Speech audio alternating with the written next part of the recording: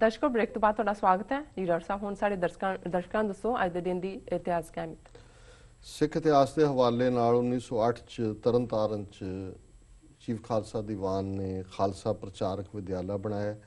Chief Khalsa दीवान 1902 च होंद च आया और उन्होंने सेंट्रल खालसा यतीम खाना, सूरमा सिंह आश्रम, ये सारिया संस्थावां बनाईयां जिन्होंने पंथ की बड़ी सेवा की जी। वर्ल्ड हिस्टरी के हवाले नाल 1808 दे विच अज दे दिन अब्राहम लिंकन अमरीका का प्रेजिडेंट बनया। 1903 दे विच अमरीका ने पनामा की आज़ादी नूं कबूल किया। 1917 दे विच लैनिन और ट्रॉस्की ने जिहड़ा पेट्रोगार्ड के उत्ते कब्जा किया, रशियन रेवोल्यूशन होया। 1923 च यूरोप च महंगाई सिखरां ते पहुंची, जर्मन दे विच ब्रैड ही नहीं सी मिलदी। 1941 च जैपनीज़ फलीट जिहड़ा उन्हें पर्ल हार्बर ते हमला करन दी तैयारी की। 1962 च UN जनरल असैंबली ने एक मता जिहड़ा अडॉप्ट किया है कि साउथ अफ्रीका का बाईकाट किया जाए, आर्थिक भी और फौजी भी।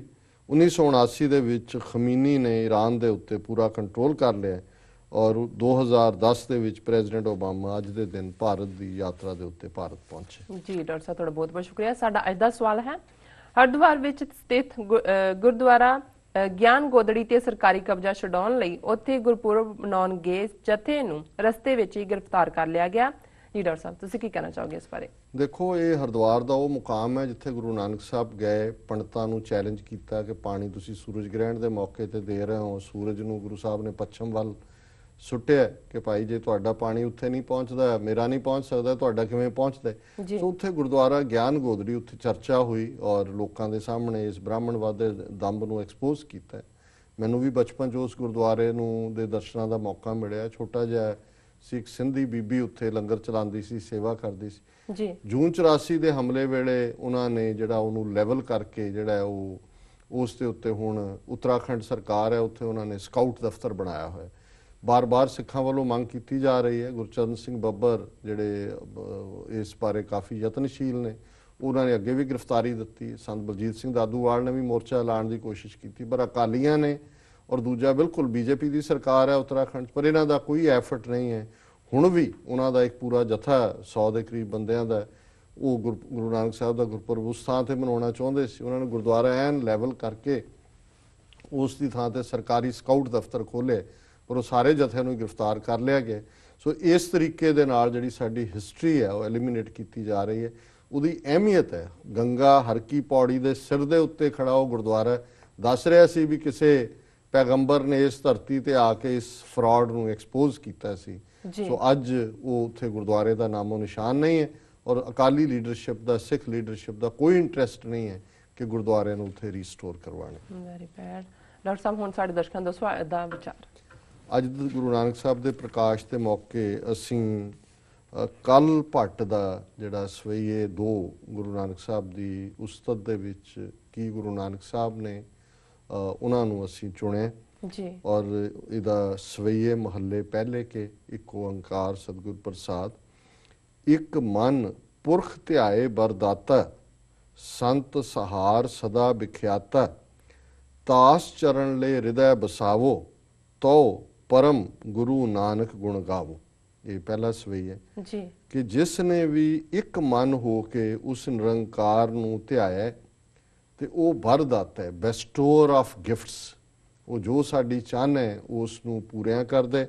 संत सहार सदा विख्याता, वो हमेशा संतां दा, भले लोकां दा सहाई हुंदा है और वो कई रूपां दे विच उस दा विकास हुंदा है, मैनीफेस्ट in many forms। तास चरण ले हृदय बसावो, उस निरंकार दे चरणां नूं, उसकी याद नूं, चरण निरंकार दे रब की याद है, उहदे कोई पैर नहीं ने कि तुसीं फड़ लेने ने जाके, निरंकार की याद जिहड़ी है उहदे चरण ने।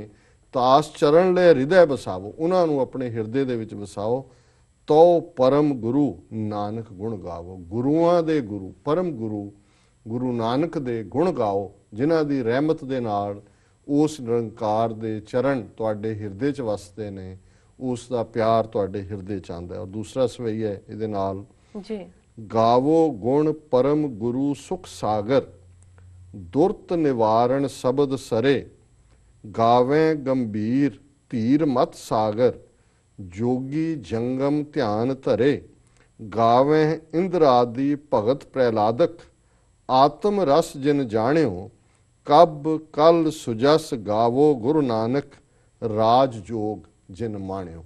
ਹੁਣ ਕੱਲ ਭੱਟ ਨੇ ਉਹ ਇਹ ਕਹਿੰਦੇ ਨੇ ਕਿ ਉਸ ਗੁਰੂ ਦੇ, ਉਸ ਪਰਮ ਗੁਰੂ ਦੇ ਗੁਣ ਗਾਓ ਜਿਹੜਾ ਸੁਖ ਸਾਗਰ ਹੈ, ਓਸ਼ਨ ਆਫ ਪੀਸ ਜੀ। ਦੁਰਤ ਨਿਵਾਰਨ ਜਿਹੜਾ ਸਾਡੇ ਮਨ ਦੇ, ਸਾਡੇ ਪਾਪਾਂ ਨੂੰ ਧੋਂਦਾ ਹੈ। ਸ਼ਬਦ ਸਰੇ ਜਿਹੜਾ ਕਿ ਸ਼ਬਦ ਦਾ ਸਰੋਵਰ ਹੈ, ਉਸ ਗੁਰੂ ਨਾਨਕ ਦੇ ਗੁਣ ਗਾਓ ਜਿਹੜਾ ਸ਼ਾਂਤੀ ਦੇਣ ਵਾਲਾ ਹੈ, ਪਾਪ ਧੋਣ ਵਾਲਾ ਹੈ, ਦੁਬਿਧਾ ਦੂਰ ਕਰਨ ਵਾਲਾ ਹੈ। ਉਸ ਗੁਰੂ ਨਾਨਕ ਨੂੰ ਗਾਵੇਂ ਗੰਭੀਰ ਗੰਭੀਰ ਲੋਕ ਧੀਰ ਮਤ ਸਾਗਰ ਜੋਗੀ ਜੰਗਮ ਧਿਆਨ ਧਰੇ। ਸਾਰੇ ਜੋਗੀ ਘੁੰਮਣ ਵਾਲੇ ਹਰਮਿਟ ਉਸ ਗੁਰੂ ਦਾ ਧਿਆਨ ਧਰਦੇ ਨੇ।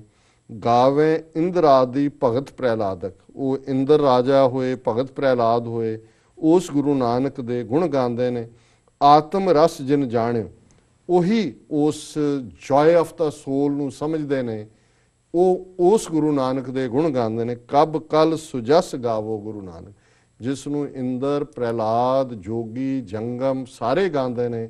ਕੱਲ ਭੱਟ ਕਹਿੰਦੇ ਨੇ ਕਿ ਉਸ ਗੁਰੂ ਨਾਨਕ ਦਾ ਹੀ ਜਸ ਸੁਜਸ, ਉਹਦੇ ਚੰਗੇ ਗੁਣ ਗਾਓ, ਉਸ ਦੇ ਪਿਆਰ ਦੇ ਗੀਤ ਗਾਓ। ਉਹ ਗੁਰੂ ਨਾਨਕ ਰਾਜ ਜੋਗ ਜਿਨ ਮਾਣਿਓ, ਜਿਹੜੇ ਰਾਜੇ ਵੀ ਨੇ ਜੋਗੀ ਵੀ ਨੇ, ਰੱਬ ਨਾਲ ਮਿਲੇ ਹੋਏ ਨੇ, ਮੀਰੀ ਔਰ ਪੀਰੀ, ਰਾਜ ਜੋਗ ਮੀਰੀ ਪੀਰੀ ਭਗਤੀ ਸ਼ਕਤੀ ਸੰਤ ਸਿਪਾਹੀ, ਇਹ ਕਨਸੈਪਟ ਹੈ। ਸੋ ਕੱਲ ਭੱਟ ਕਹਿੰਦੇ ਨੇ ਕਬ ਕਲ ਸੁਜਸ ਗਾਵੋ ਗੁਰੂ ਨਾਨਕ ਰਾਜ ਜੋਗ ਜਨ ਮਾਣਿਓ, ਉਸ ਗੁਰੂ ਨਾਨਕ ਦੇ ਗੁਣ ਗਾਓ ਜਿਹੜੇ ਰਾਜ ਜੋਗੀ ਨੇ। ਜੀ ਡਾਕਟਰ ਸਾਹਿਬ, ਤੁਹਾਡਾ ਬਹੁਤ ਬਹੁਤ ਸ਼ੁਕਰੀਆ। ਤੁਸੀਂ ਅੱਜ ਦਾ ਵਿਚਾਰ ਸਾਡੇ ਦਰਸ਼ਕਾਂ ਨਾਲ ਸਾਂਝਾ ਕੀਤਾ। ਆਪਣੇ ਵਿਊਅਰਸ ਕੋਲ ਲੈਣੇ ਇਜਾਜ਼ਤ। ਵਿਊਅਰਸ, ਤੁਹਾਡਾ ਬਹੁਤ ਬਹੁਤ ਸ਼ੁਕਰੀਆ। ਤੁਸੀਂ ਆਪਣੇ ਕੀਮਤੀ ਸਮੇਂ ਵਿੱਚੋਂ ਸਮਾਂ ਕੱਢ ਕੇ ਸਾਨੂੰ ਆਪਣੇ ਰਾਏ ਤੇ ਸੁਝਾਅ ਭੇਜੇ ਤੇ ਇਸ ਤਰ੍ਹਾਂ ਭੇਜਦੇ ਰਹਿਣਾ ਸਾਡੇ ਇਸ ਪਤੇ ਤੇ SOS@tv84.tv ਤੇ। ਅਸੀਂ ਆਪਣਾ ਪ੍ਰੋਗਰਾਮ ਲੈ ਕੇ ਫਿਰ ਦੁਬਾਰਾ ਹਾਜ਼ਰ ਹੋਵਾਂਗੇ। ਤਦ ਤੱਕ ਲਈ ਮੈਨੂੰ ਤੇ ਆਪਣੇ ਡਾਕਟਰ ਸਾਹਿਬ ਨੂੰ ਆਗਿਆ ਦਿਓ ਤੇ ਬੁਲਾ ਦਿਓ ਫਤਿਹ। ਵਾਹਿਗੁਰੂ ਜੀ ਕਾ ਖਾਲਸਾ, ਵਾਹਿਗੁਰੂ ਜੀ ਕੀ ਫਤਿਹ।